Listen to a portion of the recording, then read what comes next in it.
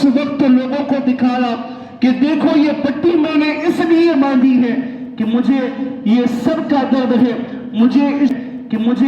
یہ سر کا درد ہے، مجھے اس سر میں بڑا شدید درد ہو رہا ہے۔ اس درد کو ظاہر کرنے کے لیے تو نے پٹی تو باندھی ہے، لیکن تجھے جو رب نے نعمتیں عطا کی، تجھے جو تمام اعضاء کی سلامتیاں دی، تیرے جسم کی سلامتی دی، ہر ایک عضو کو اتنا حسین بنایا،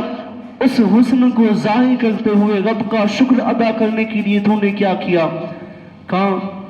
رب کا شکر ہر گھڑی ادا کرے، اس لیے کہ رب تبارک و تعالیٰ کو شکر اور صبر سب سے زیادہ پسند ہے، کہ وہ بڑا پسند کرنے والا ہے۔ لیکن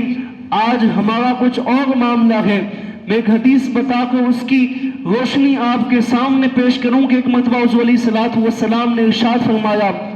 کہا صحابہ قیامت کے دن کچھ لوگ ایسے آئیں گے کہ جن کی نیکیاں، جن کے نیک اعمال احد پہاڑ کے برابر ہوں گے۔ کہا وہ اتنا عالی شان پہاڑ ہے، کہا اس کے برابر ان کی نیکیاں ہوں گی۔ وہ نیکیاں لے کر میرے سامنے جب آئیں گے تو میں ان سے کہوں گا کہ ان نیکیوں کا اجر تم ان سے لو کہ جن کو دکھانے کے لیے تم نے یہ نیکی کی ہے۔ کہا اس کا اجر میں یا میرا رب تمہیں نہیں دینے والا، اس کا اجر تمہیں وہ دے گا کہ جس کو دکھانے کے لیے تم نے یہ نیکیاں کی ہیں۔ کہا یہ نیکیاں تم نے اللہ اور اس کے رسول کے لیے نہیں کی ہیں، یہ نمازیں تم نے اللہ اور اس کے رسول کو راضی کرنے کے لیے نہیں پڑھی ہے، تم نے قرآن کی تلاوت بلند آواز سے بڑے حسین لہجے میں اپنے رب کی رضا اور خوشنودی کے لیے نہیں پڑھی تھی، کہا لوگوں کی دل جوئی کے لیے، لوگوں کو اپنے قریب کرنے کے لیے پڑھی تھی۔ جب ان کے لیے تم نے اعمال کیے ہیں تو اب ان سے ان کا بدلہ طلب کر، اب تیرا بدلہ رب اور اس کا رسول نہیں دینے والے۔ کہا وہ بدلہ اب تمہیں یہاں سے نہیں ملنے والا ہے۔ کہا آج اگر ہم میں سے کوئی 5 وقتہ نماز پڑھنے لگ جائے تو ہمارے ہر ایک کی فطری چیز ہے، ہر ایک کے ذہن میں یہ خیال ہوتا ہے، جب کوئی بے نمازی کو دیکھ لے تو وہ اپنے دل میں اس کو حقیر جاننے لگتا ہے۔ کہا یہ تو بد نصیب شخص ہے، مجھ سے بڑا نصیب والا کون ہو سکتا ہے؟ میں تو 5 گانا با جماعت نماز پڑھتا ہوں، اور کبھی کبھی تو ہم بے ساختہ یہ کہہ بھی دیتے ہیں، لیکن یہ نیکیاں وہ نیکیاں ہیں کہ جس کا بدلہ ہمیں نہیں دیا جانے والا۔ یہ ساری نمازیں، یہ ساری نیکیاں منہ پہ مار دی جائیں گی، بدلہ ان اعمال کا دیا جائے گا کہ جس اعمال میں ہماری نیت اللہ اور اس کے رسول کو راضی کرنے کی ہوگی۔ ہم کتنی بھی نمازیں پڑھیں، شیخ سعدی نے اپنی کتاب میں لکھا ہے کہ ایک بڑی ہی اللہ کے بڑے ہی پابند ولی تھے، کہا ان کا معمول یہ تھا، انہوں نے ایک مشن، ایک نیک عمل شروع کیا۔ وہ عمل یہ کہ انہوں نے 5 گانا نماز پہلی جماعت میں تکبیر اولیٰ کے ساتھ پڑھنا شروع کیا۔ تکبیر اولیٰ وہ کہ جب امام پہلی تکبیر کہے، دوسری تکبیر سے پہلے بندہ اس نماز میں شامل ہو جائے، اور پہلی صف میں تکبیر اولیٰ کے ساتھ نماز پڑھنا شروع کیا۔ کتنا عرصہ؟ 7 سال کے عرصے تک ایک بھی نماز ان کی ایسی نہیں تھی کہ جس نماز میں ان کی تکبیر اولیٰ تک چھوٹی ہو اور پہلی صف میں نماز پڑھنا بھی چھوٹے ہوں۔ کہاں 7 سال کا یہ کوئی عام معاملہ نہیں ہے۔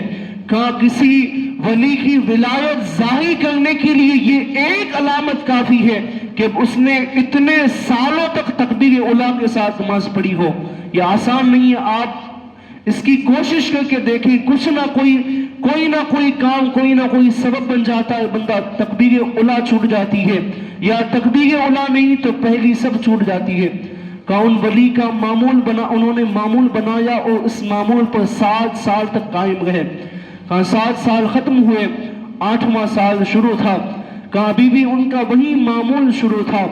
تو کہاں اس دن کوئی بات ہوئی کہ ان کو مسجد جانے میں تاخیر ہوئی، اور جب پہنچے تو پہلی صف پر ہو چکی تھی، دوسری صف بھی پر ہو چکی تھی، تیسری صف میں ان کو جگہ ملی۔ کہاں وہ نماز کے لیے تیسری صف میں کھڑے تو ہوئے،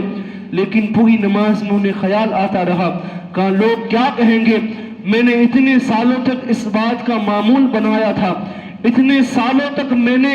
اس کو معمور کی طور پر قائم رہا ہوں کہ میری کبھی پہلی تکبیر اولیٰ نہیں چھوٹی اور میں پہلی صف کے علاوہ میں نے کہیں نماز نہیں پڑھی ہے۔ آج لوگ دیکھیں گے تو کیا کہیں گے کہ میں نے اپنے معمور کو توڑ دیا ہے۔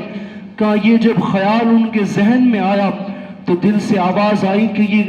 یہ میں کون سی تاریکی میں اب تک تھا۔ کہا میں نے اپنے اتنے سال کس تاریکی میں گزارے ہیں۔ کہا آنکھوں سے زاروں قطار آنسو جاری ہوئے۔ کہا وہ نمازی تو نماز پڑھ کر اپنے گھروں کو واپس پلٹ گئے، لیکن یہ اللہ کے ولی تھے کہ وہیں کھڑے رہے اور نفل نماز پڑھنا شروع کیا۔ نفل نماز پڑھتے رہے، کئی نفل پڑھنے کے بعد پھر انہوں نے ان نمازوں کی قضا کرنا شروع کیا۔ کہا وہ نمازیں میری ادا ہو ہی نہیں سکتی کہ جن نمازوں کو ادا کرنے میں نے لوگوں کو دکھانے کی نیت کو شامل کیا تھا۔ کہا وہ 7 سال جو تکبیر اولیٰ سے پڑھی تھی یہ رب کی رضا کے لیے نہیں پڑھی تھی، یہ تو میرے نفس نے مجھے اس طرح گمراہ کیا تھا کہ میں لوگوں کو دکھانے کے لیے پڑھ رہا تھا، یہ میں نے کون سا عمل کر دیا ہے۔ پھر انہوں نے ان نمازوں کی قضا پڑھنا شروع کیا۔ 7 سال کی 5 وقتہ نمازیں قضا پڑھنا، کہا یہ کوئی عام آنکڑا نہیں ہوتا ہے، آپ اگر حساب لگائیں تو تقریباً وہ 12,775 نمازیں ہوتی ہیں۔ کہا انہوں نے 12,000 نمازوں کی قضا پڑھی، اس لیے کہ ان نمازوں میں وہ نیت شامل نہیں تھی جس نیت پر رب تبارک و تعالیٰ نمازوں کو قبول کرتا ہے۔ کہا اس ایک نیت اور اس ایک خیال کے عوض میں انہوں نے 7 سال کی نمازوں کو قضا کیا اور ان تمام نمازوں کو پھر سے دوہرایا۔ کہا ہم نیک عمل بھی کریں تو اس عمل میں صرف خالص نیت یہ ہو کہ وہ عمل اللہ اور اس کے رسول کی رضا کے لیے ہو، اس کے علاوہ اور کوئی نیت شامل نہ ہو، اس لیے کہ کوئی بھی اور نیت شامل ہوگی تو اس کا بدلہ اللہ اور اس کے رسول کی در سے کوئی نہیں ملنے والا، اس کا بدلہ ہمیں وہاں سے کچھ نہیں ملنے والا۔ اگر ہم نے کسی کو دکھانے کے لیے کوئی عمل کیا، کسی کو جتانے کے لیے اگر ہم نے کوئی عمل کیا تو پھر اس عمل کا کوئی بدلہ نہیں ہے، پھر وہ ساری عبادتیں ہمارے منہ پر مار دی جائیں گی۔ اس لیے نماز پڑھیں، رب کی عبادت کریں تو صرف خالص ایک ہی نیت رکھیں کہ یہ ہمارے اعمال صرف اللہ کی رضا کے لیے ہیں، یہ اس کی خوشنودی کے لیے ہیں۔ جتنی بھی پڑھیں اتنی رب کی رضا حاصل کرنے کے لیے پڑھیں، اس کے علاوہ اگر کوئی خیال بھی ذہن میں پیدا ہو تو اس خیال کو پکڑ کریں، اس خیال کو روکیں اور اپنے دل میں جھانک کر دیکھیں، اپنے دل میں اس کے بارے میں تصور کریں، سوچیں کہ یہ خیال مجھے کس طرف لے جاتا ہے، یہ خیال مجھے کس کی طرف مائل کر رہا ہے، ہماری اصلاح ہم خود کریں، اس لیے کہ بندے کے جسم میں رب تبارک و تعالیٰ نے دل وہ ایسی ایک چیز رکھی ہے کہ جو ساری چیزوں میں صحیح اور غلط کا فیصلہ کرنا جانتا ہے۔ تو کوئی بھی بات ہو، بندہ آپ اگر کوئی بھی خیال کرے کہ انسان کے ساتھ اس کا نفس ہر گھڑی ہوتا ہے، کہ وہ جہاں بھی جاتا ہے اس کا نفس اس کے ساتھ ہوتا ہے، کہ ہم رمضان کے مہینے میں گناہ کیوں کرتے ہیں، کہ اس وقت اللہ کے رسول نے فرمایا کہ رمضان کا مہینہ وہ مہینہ ہے کہ اس مہینے میں شیطان کو زنجیروں سے جکڑ دیا جاتا ہے، وہ کسی انسان کو وسوسہ نہیں ڈال سکتا، وہ کسی کو گمراہ نہیں کر سکتا، بھٹکا نہیں سکتا، لیکن پھر بھی ہم دیکھتے ہیں ہم رمضان کا مہینہ وہ مبارک مہینہ شروع ہوتا ہے، اس وقت بھی ہمارے گناہ کم نہیں ہوتے، ہمارے درمیان اسی طرح گناہ جاری ہوتے ہیں، لوگ اسی قدر گناہ کرتے ہیں۔ تو وہ گناہ کس طرح ہوتے ہیں؟ وہ گناہ ہمارے نفس کے ذریعے ہوتے ہیں۔ بندے کے سینے میں وہ نفس ایسی چیز ہے کہ جو بندے کو کبھی نیک راہ پر چلنے نہیں دیتی۔ آپ کوئی بھی نیک عمل کرنا چاہیں، آپ کے ذہن سے ایک ایسی بات آئے گی، ایک ایسا خیال آئے گا کہ جو خیال آپ کو اس سے دور کرنے کے لیے ہوگا، کہاں وہ پہلا خیال جو آئے گا وہ آپ کے نفس کا خیال ہوگا، اور آپ کچھ دیر اور ٹھہر جائیں پھر جو دوسرا خیال آئے گا وہ آپ کے دل کا خیال ہوگا، وہ آپ کے لیے سب سے بہترین فیصلہ ہوگا، وہ آپ کے لیے سیدھی راہ ہوگی کہ جس راہ پر چلنے پر اللہ کی رضا ہوگی۔ کہا یہ بندے کے ہر گھڑی اس کے ساتھ رہتا ہے، اس لیے نفس کو قابو میں کرنا یہ کوئی عام بات نہیں ہے۔ کہا یہ کسی بندے کی بات نہیں ہے کہ بندہ اپنے نفس امارہ کو نفس مطمئنہ بنا دے۔ کہا اللہ کے ولیوں کی زندگیوں کو آپ مطالعہ کر کے تو دیکھیں، کئی سالوں تک انہوں نے اپنے کھانے پینے کو چھوڑا ہے، کئی سالوں تک انہوں نے جنگلوں میں بیابانوں میں اپنے آپ کو رکھا، صرف اپنے نفس پر اپنا قابو پانے کے لیے۔ اس لیے کہ یہ ایسی چیز ہے کہ بندے کو ایسے کام میں مبتلا کرتی ہے کہ بندے کو دنیا میں بھی شرمساری اٹھانی پڑتی ہے اور ذلت کا سامنا کرنا پڑتا ہے، اور آخرت میں بھی وہ اسے شرمندہ کرتا ہے۔ اس لیے نفس کو قابو کرنا یہ بڑی ہی مشکل بات ہے، اور بالخصوص نوجوانی کے عالم میں اپنے نفس کو قابو میں کر لینا، اپنے نفس پر قابو پانا یہ بڑا ہی مشکل ہوتا ہے، یہ بڑے ہی مشکل ایام ہوتے ہیں۔ اس لیے تو کسی نے کہا ہے کہ جوانی بڑی ہی مستانی ہوتی ہے، اس میں بندے کو کوئی شعور، کوئی اس کی سوچ کا کوئی ٹھکانہ نہیں رہتا، لیکن اگر اس وقت بھی بندہ اگر اپنے نفس پر قابو پا لے، اپنے آپ کو کنٹرول کر لے، اپنے عصمت کے جوہر کی اگر وہ حفاظت کی ضمانت دے دے، تو اللہ کے رسول ارشاد فرماتے ہیں کوئی بندہ اپنے عصمت کے جوہر کی حفاظت کی ضمانت دے اور اپنی زبان کی حفاظت کی ضمانت دے دے، تو میں محمد اسے جنت کی ضمانت دیتا ہوں کہ میں اسے جنت میں داخل کروں گا۔ لیکن یہ کوئی آسان کام نہیں ہے، اس کے لیے بڑی محنت اور بڑی مشقت لگتی ہے، اپنے آپ کو بڑا ہی روکنا اور کنٹرول کرنا پڑتا ہے، یہ کوئی آسان بات نہیں ہے۔ آپ کو اگر یہ ساری باتیں جاننی، آپ صوفیاء کرام کی زندگی کو پڑھیں، ان کی زندگی دیکھیں، ان کے شب و روز دیکھیں، انہوں نے زندگیاں کس طرح گزاری ہیں، انہوں نے اپنی زندگیوں کو کس طرح بسر کیا ہے، انہوں نے کون سے نیک کام کیے ہیں، نفس سے بچنے کے لیے انہوں نے کیا کیا کام کیے ہیں، کئی سالوں تک روزے رکھے ہیں، بغیر سحری و افطاری کے روزے انہوں نے رکھے ہیں، کتنا اپنے آپ کو تڑپایا ہے، جھنجھوڑا ہے، اس کے بعد رب تبارک و تعالیٰ نے انہیں وہ مقام و مرتبے عطا کیے ہیں۔ پھر ان کے نفس کو رب تبارک و تعالیٰ نفس مطمئنہ بنا دیتا ہے، وہ نفس مطمئنہ ہوتا ہے جو بندے کو عبادت کی طرف راغب کرتا ہے،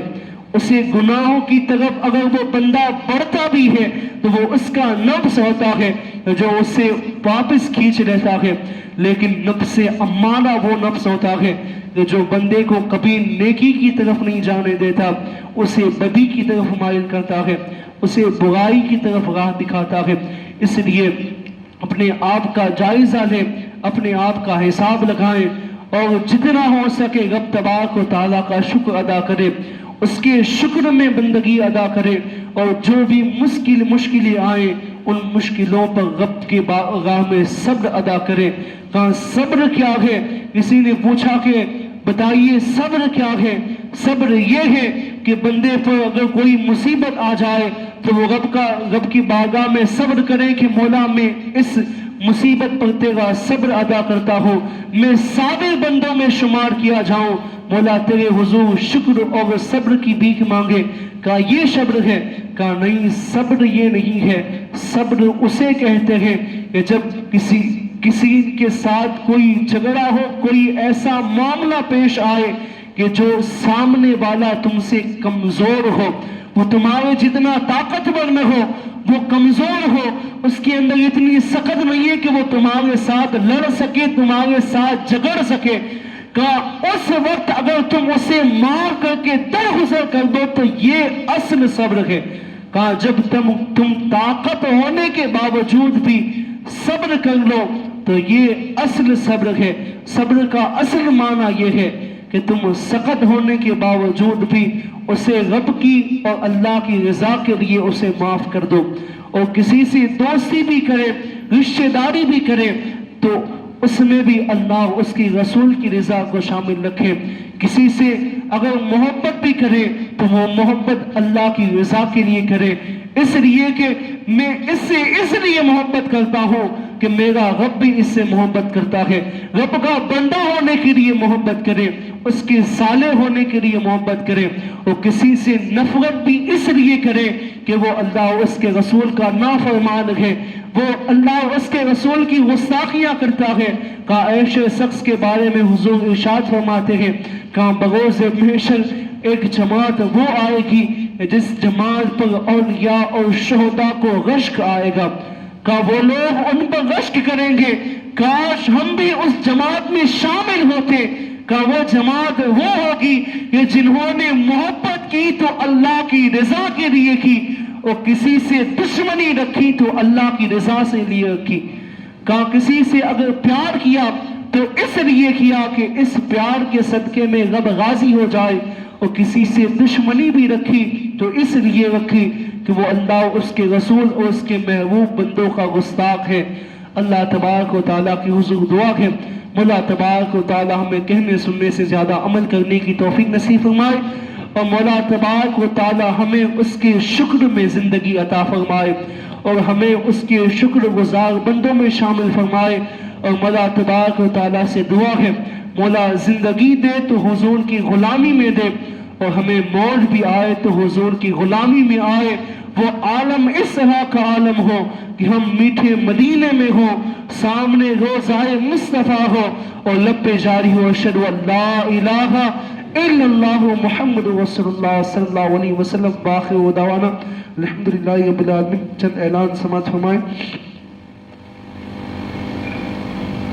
کہ سلیم اللہ رکھا مانڈوی والا ممبئی والا، ان کے لیے دعا کریں کہ یہ بہت زیادہ بیمار ہے، تو اللہ تبارک و تعالیٰ انہیں شفائے کلیہ عاجلہ عطا فرمائیں، اور اسفا بیمار ہیں تو ان کے لیے بھی دعا کریں کہ مولا تبارک و تعالیٰ نے شفائے کلیہ عاجلہ عطا فرمائیں۔ اور جشن عید میلاد النبی کے موقع پر ویراول کی سرزمین پر ایک عظیم الشان پروگرام رکھا گیا ہے، جس میں خطاب کے لیے سید امیر القادری صاحب تشریف لا رہے ہیں، اور یہ پروگرام 22 اکتوبر 2022 بروز سنیچر بعد نماز عشاء یہ پروگرام رکھا گیا ہے، اور پتہ ہے سالیمار چوک مصطفیٰ مسجد رول علی بھائی کالونی ویراول۔ آپ تمامی حضرات اس میں بھی ضرور شرکت فرمائیں۔ اور جشن غوث اعظم کے موقع پر 11 روزہ اجلاس کا پروگرام رکھا گیا ہے، جس میں خطاب مولانا عبدالرحیم صاحب برکاتی خطاب فرمائیں گے، اور نظامت کے لیے مولانا بدیع الزماں صاحب یہ نظامت فرمائیں گے۔ اور یہ پروگرام چاند رات کے بعد سے 11 روز تک ٹائم ہے 10:30 سے 11:30 بجے تک،